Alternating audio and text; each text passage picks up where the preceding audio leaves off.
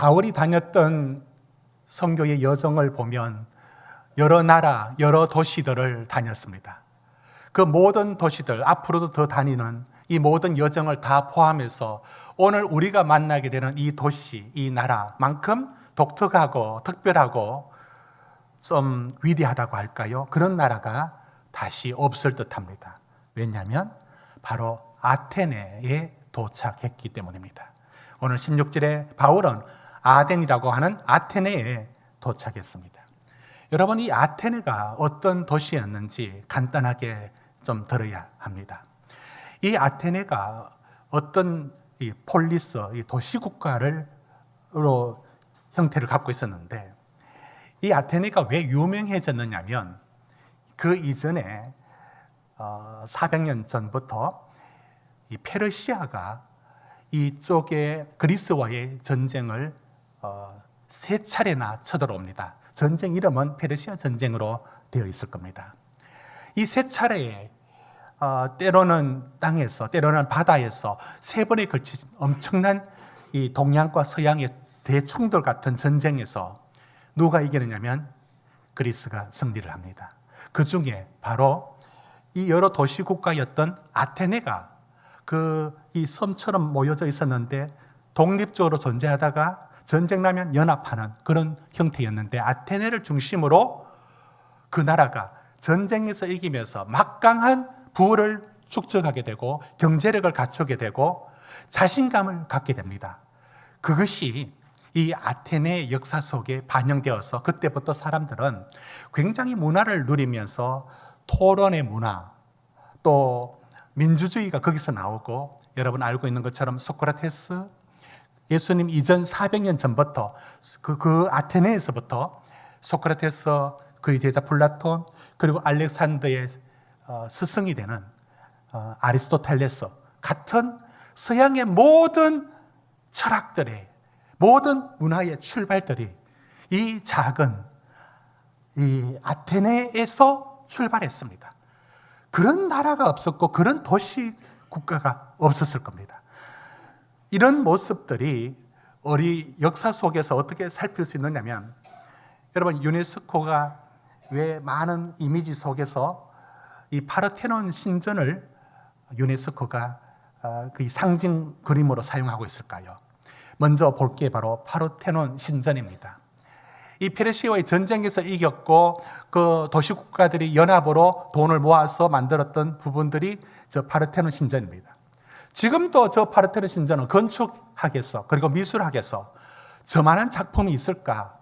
저기에 새겨진 조각상들, 부조들, 그리고 저것이 어디서 보든지 간에 건물이 이렇게 균형을 이루는 황금 비율이라든지 놀라울 정도로 탁월한 저런 신전을 지었다는 것은 저걸 통해서 그 당시에 문화와 문명이 어떠했는지, 얼마나 찬란했는지를 충분히 짐작하게 만들어줍니다.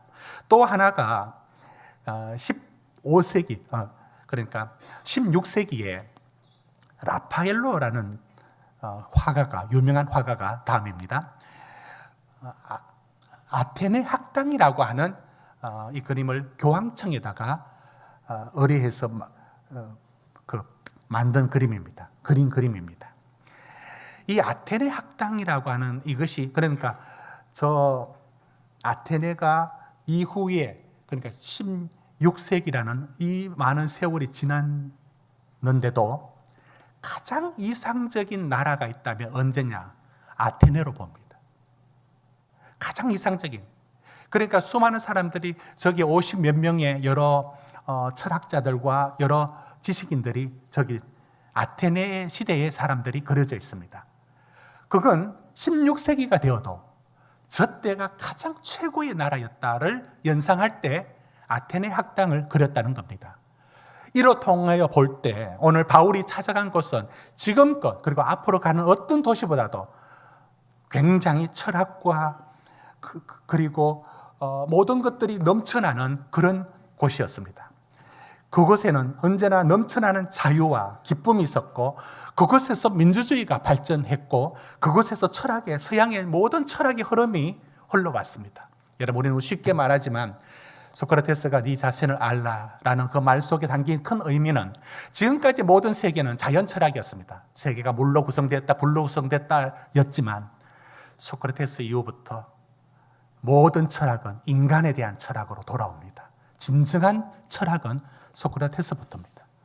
이런 모든 것이 왜 수많은 나라들 속에서가 아니라 아테네에서 이루어졌을까요? 바로 그 유명한 아테네에 바울이 찾아간 겁니다. 그 바울이 갔던 1세기 때도 여전히 아테네는 세계의 어떤 곳도 볼 수 없는 아주 뛰어난 문화와 문명, 그리고 철학과 논쟁과 이런 분위기들이 여전했습니다. 오늘 본문에도 그 흔적을 찾아볼 수가 있습니다. 여러분 17절 한번 보십시오. 17절.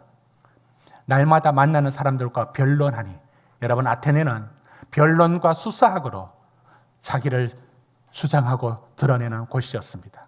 그런가 하면은 18절 보시면 여러분 어딘가 들어보셨죠? 이 소피스터가 누구냐면은 철학자들인데요. 에피쿠르스, 그리고 그 반대편에 서 있는 사람 철학자들이 스토아인데요. 각각 다르게 행복론을 다르게 말하고 있다는 것을 알고 있을 겁니다. 이런 철학자들이 그 당시에도 이렇게 이름을 날리고 있었습니다. 그런가 하면은 19절에 보면 아레오파고라고 하는 이 광장에서 서서 복음을 전할 수 있는 바울이 기회를 얻는데요. 바로 이곳이 그들의 문화를 나타냅니다. 어떤 곳인지. 자, 그래서 이런 말을 합니다. 21절 보시면 그 사람들이 아테네 사람의 어떤 특징을 나타내는가 보십시오. 21절 우리 같이 읽습니다. 시작. 모든 아덴 사람과 거기서 나그네 된 외국인들이 가장 새로운 것을 말하고 듣는 것 외에는 달리 시간을 쓰지 않음이더라. 여러분 이 한 말 속에 여러분이 상상할 수 있는 아테네의 모든 것을 상상하십시오. 바로 그곳에 오늘 바울이 도착했습니다. 바울은 이들에게 어떻게 다가가는가? 이게 오늘 제가 전하는 말씀의 핵심입니다. 이 새로운 철학의 도시, 문명의 도시, 새로운 것만이, 그리고 모든 것을 이성으로만 말하는 그 오늘날 시대와 방불하는 바로 그 시대에 바울이 그들에게 어떻게 접근하느냐? 바울은 지금까지 복음을 전하는 방식은 이러했습니다. 어떤 방식으로 접근하느냐면 바울은 회당에 들어갑니다. 그리고 유대인들에게 구약 성경을 근거로 복음을 전했습니다. 예를 들면 사도행전 13장 한번 보십시오. 사도행전 13장. 거기 보시면 예를 들어서 사도 바울이 복음을 전할 때 시편을 인용합니다. 이새의 아들 다윗을 만나내 내 마음에 맞는 사람이라. 그러면서 이 사람이 예수 그리스도다. 구약을 근거로 우리가 기다린 메시아가 누구냐? 예수다. 이분이 우리 구주시다. 또 다른 거 보시면 30절 보시면 그분이 우리를 위하여 죽으셨고 우리를 위하여 부활하셨다. 이것이 주로 구약을 근거로 말씀을 전했습니다. 그러나 오늘 아테네에 도착한 바울은 지금까지 전했던 방식을 다 접습니다. 바울은 이제는 아테네에게 사람들에게 어떻게 나가느냐면 아브라함의 하나님, 이삭의 하나님, 야곱의 하나님을 말하지 않습니다. 그는 예수 그리스도 입에 말하지 않습니다. 왜? 아테네는 지금껏 본 적 없는 오직 이성만이 하나님을 받아들이는 시대의 사람들이 되어 있는 겁니다. 바울은 그걸 정확하게 읽어냅니다. 그리고 어떻게 접근하는가 보십시오. 22절입니다. 22절. 범사에 종교심이 많도다 하면서 칭찬 아닌 칭찬을 하면서 그들의 마음의 환심을 사면서 아레오파고에 섰습니다. 오늘 우리 광화문에 서듯이 이 토론의 장에서 바울은 그 앞에 소피스트, 수많은 철학자들, 그 안이 아테네 시민 자체가 그걸 즐기는 사람들이었습니다. 그 문화 속에 바울은 그들에게 일단은 칭찬으로 들어갑니다. 여러분, 이렇게 말하죠. 22절에 여러분들을 어떻게 말을 하느냐면 아덴 사람들아, 여러분 그 사람들이 얼마나 독특하고 뛰어나고 자부심이 강했는지 바울은 딱 알아챕니다. 여러분, 아테네 시민이요, 이렇게 말하면 아테네 사람들은 그 자신감으로 넘쳐 있어서 그 말 자체가 자랑입니다. 일단 바울은 그들에게 마음의 환심을 사면서 들어갑니다. 그러면서 지금까지 전했던 모든 방식과 달리 바울에게 저는 참 놀라운 점을 발견합니다. 어떤 얘기로 시작하느냐면 구약 말씀 사용하지 않습니다. 아브라함의 하나님 말하지 않습니다. 어디서 시작하는가? 23절, 우리 같이 읽습니다. 23절 시작. 내가 두루 다니며 너희가 위하는 것들을 보다가 알지 못하는 신에게라고 새긴 단도 보았으니 그런즉 너희가 알지 못하고 위하는 그것을 내가 너희에게 알게 하리라. 여러분, 바울이 어디서 시작하는가 보십시오. 그들이 곳곳에 신상을 세우고 그 신상을 모아두는 만신전, 판테온이란 만신전이 있는 것을 보았습니다. 보다가, 그러니까 아테네에 가서 아테네를 먼저 살펴본 겁니다. 보니까 뭐라고 되어 있었냐면은 알지 못하는 신, 얼마나 불안했는지 알지 못하는 신도 하나 세워뒀더라는 겁니다. 그걸 보고 바울이 요걸 딱 단서로 얘기를 끌고 나옵니다. 여러분, 알지 못하는 신 하니까 다 알죠. 그분들은 이게 어디에 위치하고 있는지, 어떤 얘기를 하는지 알고 있습니다. 그들이 아는 얘기를 갖고 시작합니다. 그들 속에는 알지 못하는 신이 누군가, 바울이 내가 그 신을 말할게요, 이렇게 하니까 그들의 귀가 솔깃해졌습니다.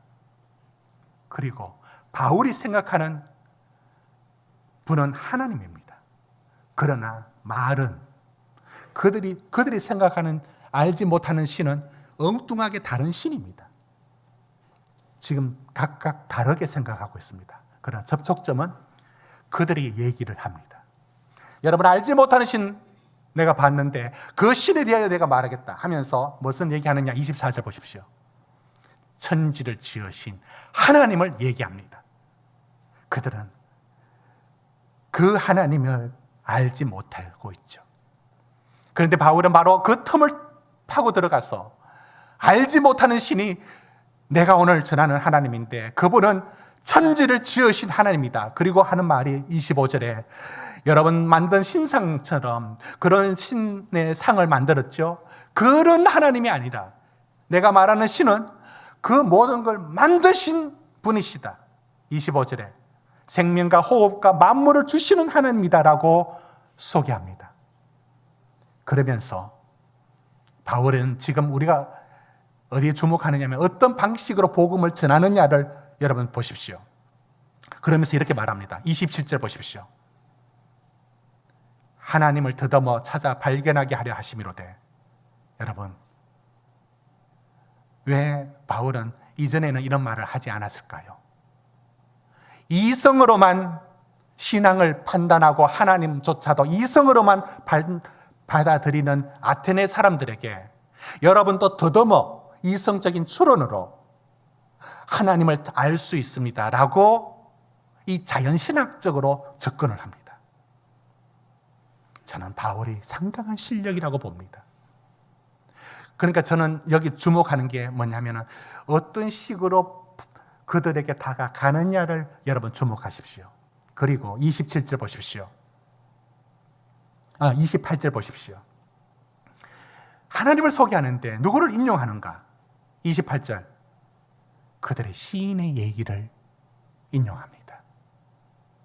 그래서 어떤 힘을 힘입어 기동하고 존재하는데 여러분 시인 중에 잘은 모르지만 자기도 모르지만 이런 말을 했죠. 그분이 누구냐면 우리 하나님입니다. 언제나 그들의 언어를 갖고 내 복음을 실어서 전달합니다. 굉장하죠? 그러나 그 전하는 복음을 물에 물 타듯 하지는 않습니다. 30절 보십시오. 끝내 요구하는 건 이겁니다. 회개하라는 겁니다. 여러분도 그래서 지식으로 구원을 얻을 수 없습니다. 여러분도 회개해야 합니다. 복음의 자리로 그대로 돌아옵니다. 그리고 31절에 끝내 예수 그리스도를 아직 말하지 않습니다. 그러나 31절 보십시오. 이분이 누굴 말하고 있는지. 31절 같이 읽습니다. 시작. 이는 정하신 사람으로 하여금 천하를 공의로 심판할 날을 작정하시고 이에 그를 죽은 자 가운데서 다시 살리신 것으로 모든 사람에게 믿을 만한 증거를 주셨음이니라. 아직 그리스도를 받아들일 수 없는 이들에게 바울은 예수의 이름을, 아무 준비 없는 그들에게 예수의 이름을 팍 던지지 않습니다. 여기까지. 바울은 지금 예수 그리스도를 생각하고 이 말을 하고 있습니다. 다른 어떤 분도 아닙니다. 그러나 그들의 입장에서 이 아테네 시민들에게는 바울의 이 방식으로 복음을 전했습니다. 여러분, 이 사도행전 이 17장에서 아레오바고 설교, 바울의 설교는 모든 낯선 나라의 선교사들이 연구해야 될 말씀으로, 또 이 세상을 향해서 우리가 어떻게 복음을 전해야 되느냐라고 했을 때 지하철에 예수천당 불신 지옥 띠두리고 왜 이 방식으로 하면 안 되는지, 왜 그렇게 하면 예수를 오히려 욕먹이는 것인지, 어떤 식으로 예수를 전해야 되는지를 이 시대에, 아테네 시대처럼 이성으로만 판단하는 시대에는 어떻게 해야 되는지를 보여주는 마치 표본 같은 설교가 되었습니다. 저는 오늘 이 설교에서 바울이 접근하는 이 방식에서 저는 세 가지의 짧게 이 말씀을 전하고 싶은 것이 있습니다. 무엇이냐면 복음에 대한 이 세상을 어떻게 들고 나가느냐의 접근의 방법에서 저는 세 가지를 깨닫게 됩니다. 오늘 성도님들과 같이 나눕니다. 첫째, 바울이 가진 복음에 대한 생각입니다. 우리 같이 읽겠습니다. 시작. 여러분, 바울이 아테네에 가서 듣도 보도 못한 새로운 문화, 여러분, 그 아테네가 가진 그 모든 문화들은 정말로 요즘 말로 현대적입니다. 바울이 지나왔던 어떤 도시보다도 다릅니다. 거기에 감동도 받고 기가 죽을 만하고 압도될 만한데 바울은 압도되지 않습니다. 그 세련함을 극찬하다가 복음을 잃어버리지 않습니다. 16절 한번 보십시오. 여러분 16절 같이 읽습니다. 시작. 바울이 아덴에서 그들을 기다리다가 그 성에 우상이 가득한 것을 보고 마음에 격분하여, 여러분, 그 아테네에 세련된 모든 문화 문명의 모습을 보고, 그리고 사람들의 그 탁월한 주장들, 그 수많은 미개에 가까운 대화들과 달리 아테네 사람들이 얼마나 신사적이고 얼마나 토론 중심으로 답을 찾아가는지 깜짝 놀랄 정도의 그 문화 속에서 기가 죽을 만한데 바울은 기가 죽지 않습니다. 뭘 보느냐? 아무리 뛰어나도, 아무리 세련되고, 아무리 새로워도 자기가 들고 있는 복음보다는, 복음에는 비교할 수 없다는 것. 그래서 그들의 모습의 실상을 보면서 이것조차도 세련되어 보이지만 사실은 또 하나의 우상에 갇혀있는 세계로 보고 있는 바울의 이 탁월한 복음에 대한 자신감, 복음에 대한 자신감을 보여줍니다. 여러분, 우리는 자칫하면 세상이, 유행이 너무 대단하고 세상의 철학이 너무 앞서가고 과학이 앞서가고 의학이 앞서갈 때 우리의 믿음을 그 하위에 두려고 할 때가 있습니다. 여러분, 우리가 가진 복음이 구닥다리가 아니에요. 우리가 가진 복음은 세상에 가장 뛰어난 어떤 것 앞에서도, 가장 유행스러운 것들 앞에서도 우리가 가진 복음은 바울이 그랬던 것처럼 비교할 수 없는 생명과 참 진리에 서는 것은 복음밖에 없음을, 바울의 이 자신감을 바울이 가진 자신감입니다.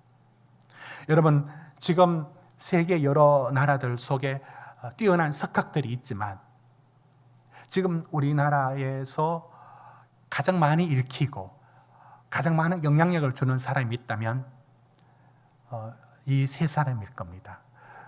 한 사람은 저도 좀 이름이 낯설었지만 유명한 사람인데요. 첫째, 유발 하라리. 두 번째, 지그문트 바우만. 그리고 프랑스의 브루노 라투르라는 이 세계적인 석학이 있습니다. 여러분, 이분들은 지금 모든 사람들의 이분의 말을, 이분을 인용하지 않고는 권위가 서지 않습니다. 우리나라에 유발 하라리나 몇 번이나 왔고 또 강연도 했지 않습니까? 이 시대를 읽어냅니다. AI 시대, 새로운 인간의 인간의 새로운 길을, 새로운 인간상을 만들어냅니다. 지금의 우리가 가진 지식으로는 지금의 인간을 말할 수 없는 한계에 부딪힌 겁니다. 이분이 이걸 뛰어넘어오는 겁니다.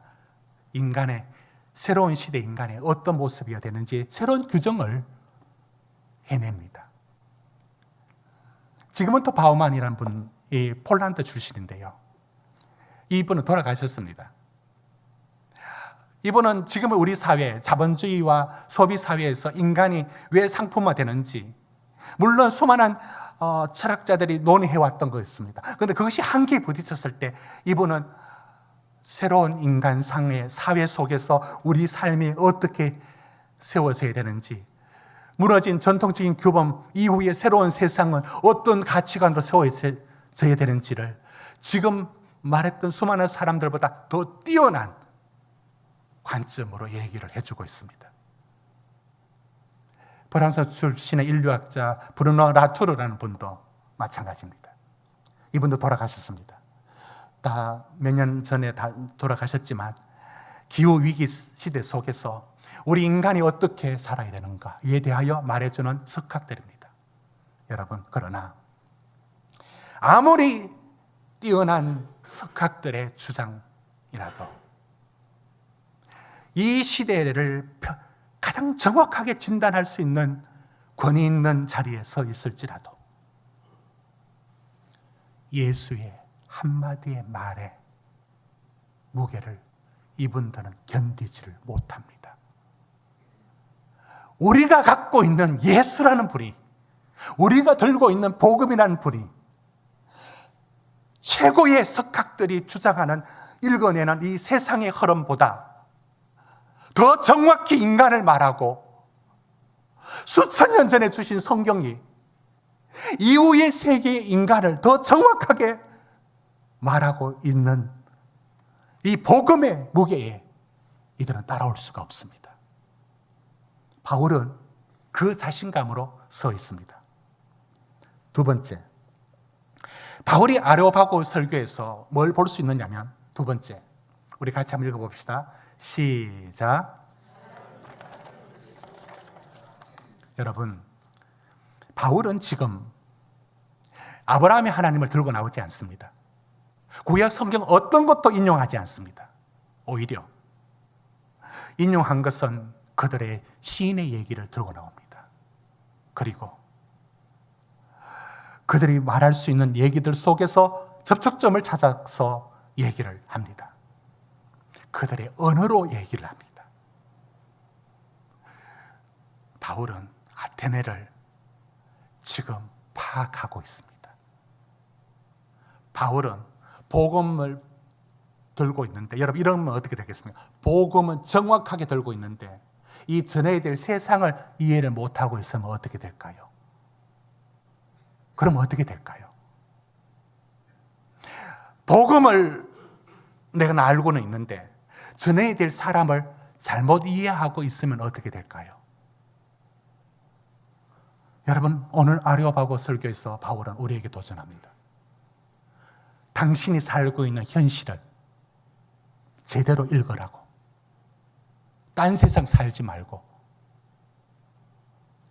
여러분, 저는 바울이 가졌던 이 마음이 우리 기독교 안에서 얼마나 우리가 놓치면 안 되는지를 생각해 봅니다. 세상이 말하는 언어로 복음을 말할 수 있어야 된다. 또는 지금 달라진 세상을 아테네 이전의 도시와 다른 이 사실을 파악하고 이해하고 그들의 언어를 인용까지 할 정도. 여러분, 이것은 오늘 우리에게도 이와 같은 신앙이 무조건 성경과 복음만 알고 있다고 되는 게 아니라 살고 있는 세상과 달라진 시대의 사람들을 읽을 줄 알아야 됩니다. 저는 바울에게서 이런 인사이트를 얻습니다. 여러분, 우리도 세상을 잘못 읽고 있는 게 있다는 거 생각 들지 않습니까? 살다 보니까 눈에 보이는 게 그거고, 여러분 이 세상의 변화가 뉴스를 보고 있다고 다 보여지는 게 아니에요. 때로는 통계를 봐야 되고요. 통계를 본다고 다 알 수 있는 게 아니라 통계를 읽을 수 있어야 되고요. 뭔가 큰 변화들이 왔는데 우리는 그 변화를 읽어내지 못하는 게 있습니다. 제가 두 가지인데 오늘 시간상 하나를 예를 들어보겠습니다. 하나는 간단하게만 먼저 드리겠습니다. 아이들과 청소년에 대한 우리 기성세대의 생각들이 어디서 만들어집니까? 대부분 뉴스, 사고, 사건에서 요즘 애들한테 인간이 아니야, 외계인이야, 말이 안 통해. 맞습니다. 그런 부분 갖고 있습니다.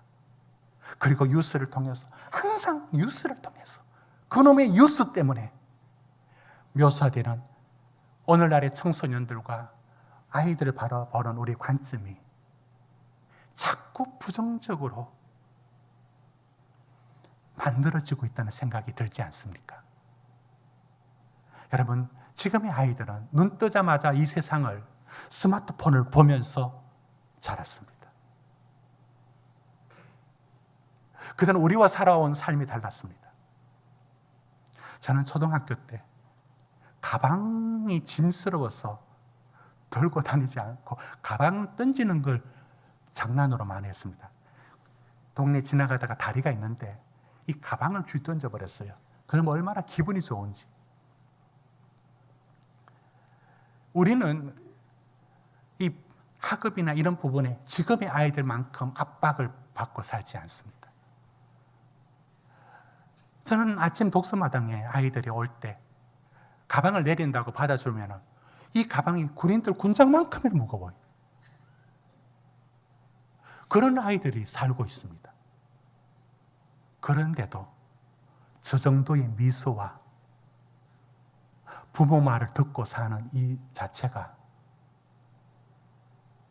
놀랍고 고맙고 감사한 거 얼마나 많습니까?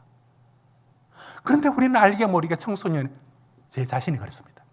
얼마나 부정적인 것들로 세례받고 있는지 아이들을 잘못 보는 게 있습니다. 여러분, 그림 하나 보십시오. 이게 중세시대 아이들을 바라보는 관점입니다. 여러분, 보행기를 탔어요. 그런데 아이들은, 중세시대 사람들은 아이들이 저렇게밖에 안 보입니다. 죽었다 깨어나도 저렇게밖에 안 보입니다. 어른의 축소형으로 애를 봅니다. 그러니까 애를 보지 않습니다. 어른의 축소형입니다. 빅토리아 시대라고 말하는 그 다음 시대 한번 보십시오. 여전히 그 부모 품을 떠나지 못하는 어떤 부분의 소유물, 부모 손을 떠날 수 없는 그 다음 시대의 사람들. 그 시대 사람들은 그렇게밖에 안 보입니다. 다음 그림 보십시오. 이 정도 그림, 아이가 소파에 편안하게 마음대로 누워있는 이 그림들은 왜 중세 시대 때는 왜 저 그림을 못 그립니까? 누가 금지했습니까? 그들 눈에는 아이들이 저렇게 안 보였습니다. 저럴 수 없는 거예요. 오늘 이 시대에 수많은 뉴스들이 만들어내는 아이들, 청소년들이라고 규정되는 이야기 속에 너무나 부정적인 것들로 색칠되어 있는 거 아닌 것 같아요.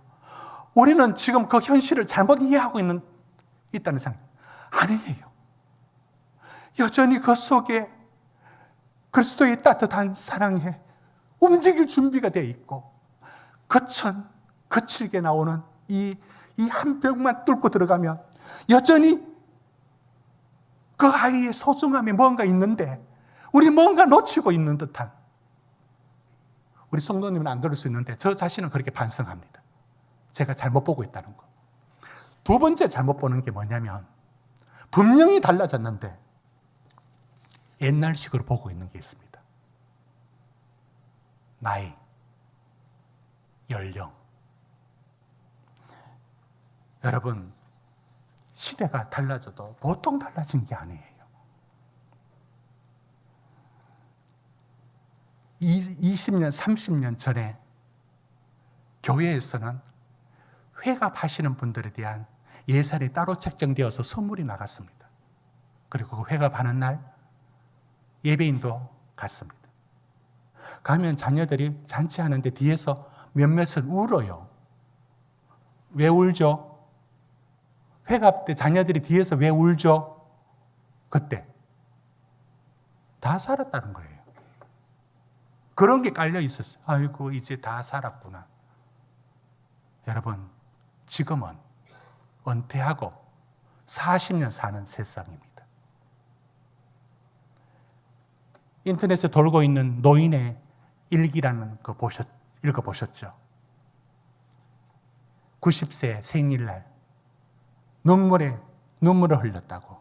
일기 내용은 자기 60세 은퇴를 했대요. 다 살았다고 생각했답니다. 전문 기술을 갖고 60세까지 잘 활동하다가 은퇴하고 나 이제 다 살았다.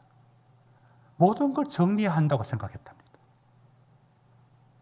90이 되어서 돌아보니까 30년은 맨날 죽는 걸 카운터 다운하고 살았다. 아무것도 못하고 90에도 내가 이렇게 걸어다니고 힘 있는데 30년을 잃어버린 거예요. 여러분, 이 얘기가 근거 없는 얘기 아니에요. 출처가 불분명해도 그 얘기는 이 시대의 얘기입니다. 여러분이 상상하는 그 나이에 옛날 사람, 오늘날 다릅니다. 여러분, 이런 설교를 하면 연세 드신 분들을 일시키려고 위로한다고 생각합니다. 왜 달라진 시대를 못 읽어냅니까? 여러분 나이에서 적어도 15에서 20을 빼야 되는 나이가 시대가 되었습니다. 그때 그 노인이 지금 그 노인이 아니라고요. 달라졌는데도 지금의 시간을 모든 게 접어야 되고, 여러분 연령이라는 게 생물학적 연령이 있지만 사회적인 연령이 있습니다. 이 사회적인 연령이 우리를 옥죄입니다. 안티에이징이란 말을. 그래서 늙고 병들고 힘없고 돈 없고 아니에요. 지금은 여전하고 병 하나 안고는 살지만 다 여전하고 더 많이 배웠고 더 창의적인 생각까지도 가능한 시대가 되었는데도 일정 연령 지나면 아무것도 못한대요. 여러분은 왜 달라진 세상을 이렇게 못 읽어냅니까? 왜 못 받아들입니까? 아니, 저 안에도 거기 들어있습니다. 어떤 분이 이런 얘기를 해요. 교회에 헌신 예배 딱 가서, 우리 교회 얘기 아닙니다. 아유, 젊은 사람들 다 어디 가고, 그분이 지금 잘못된 세계를 살고 있어요. 목사님 틀렸다고요. 그런 말 하면 안 된다고요. 젊은 사람 다 어디 가고 정신 차리세요. 우리나라 고령 사회가 아니라 초고령 사회예요. 당연하죠. 그 속도가 세계 1위입니다. 초고령 사회에 접근하는 속도가 세계 1위라고요. 우리는 갑자기 몇 년 안에 놀라운 시대를 맞이했습니다. 왜 주인공을 바꿉니까? 여러분들이 주인공이고 여러분들이 여러분 인생을 살아야 될 나이에 정작 주인으로 살아야 될 그 나이에는 왜 엉뚱하게 젊은 사람을 그제서야 젊은 사람을 찾고 앉았습니까? 여러분 나이는 죽은 나이입니까? 다 지나간 나이입니까? 이 말할 때 뒤쪽에서 목사님 아직도 젊은갑다. 왜 달라진 시대는 왜 못 받아들입니까? 시대가 달라졌는데도 그렇습니다. 다 아픈 것 하나 있고 여러분 늙어감을 막는 게 그게 잘 사는 게 아니고 내 삶이 여러분 지금 105세인 연세대 김형석 교수님이 100살을 살고 나니라는 책에서 뭐라고 얘기합니까? 그 책은 아무도 못 적어요. 100세 살아야 적을 수 있습니다. 내 인생의 절정기가 65세라고. 빈말이 아니라 가장 많은 걸 누리고 내 많은 행복을 존경과 행복을 누렸고 이후에 집필 활동 70 몇 세가 더 왕성했다고. 왜 우리는 30년을 잃어버리려고 작정하고 듭니까? 절대 그런 말에 속지 마십시오. 여러분이 주인이고 여러분의 나이가 여러분의 나이의 주인공이고 뭔가 잘못 살고 있듯이 뭔가 달라졌는데 여러분 저는 아이들 때문에 요즘 한국사를 한 시간씩 읽어가고 있습니다. 왕들이 나이가 수명이 50이에요. 평균 50이라고요. 장수왕은 왕의 이름은 나중에 지어지는 겁니다. 90 넘은 독특한 사람이라서 이름까지도 장수왕으로 지었어요. 광개토 대왕의 아들. 지금의 시대는 다 달라졌습니다. 여러분, 저에게도 이 문제는 다가옵니다. 저희 아내가 이렇게 자지 말고 똑바로 누워서 자래요. 주름 때문에. 나는 옆으로 자야 되는데 자꾸 하늘 보고 자래요. 팔자주름도 잡히고 그러합니다. 여러분, 이런 이야기들이 우리 웃으면서 할 수 있는 얘기들이 되어야 되지. 이런 먹거를 수술해가지고 끌어당기래 리프팅이라든가